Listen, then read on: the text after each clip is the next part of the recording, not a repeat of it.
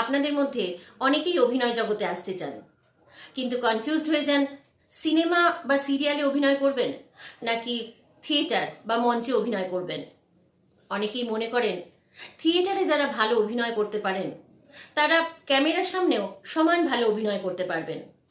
আবার কেউ মনে করেন ক্যামেরায় যারা অভিনয় করেন তাদের মধ্যে অনেকেই থিয়েটারের মঞ্চে সঠিকভাবে দাঁড়াতেই পারেন না।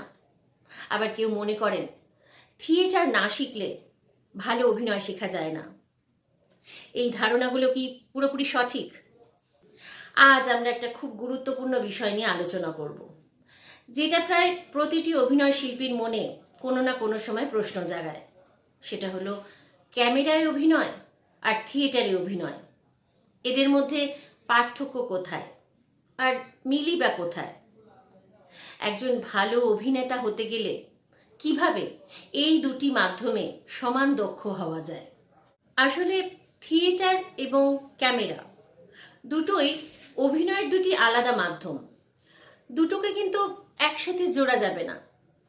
কমন হলো শুধুমাত্র অ্যাক্টিং এবং অ্যাক্টর, কিন্তু মাধ্যম আলাদা হওয়ায় অভিনয়ের প্রকাশভঙ্গি, কৌশল, শরীরের ব্যবহার, কণ্ঠের ব্যবহার, এমনকি দর্শকের সঙ্গে সম্পর্ক বদলে যায়।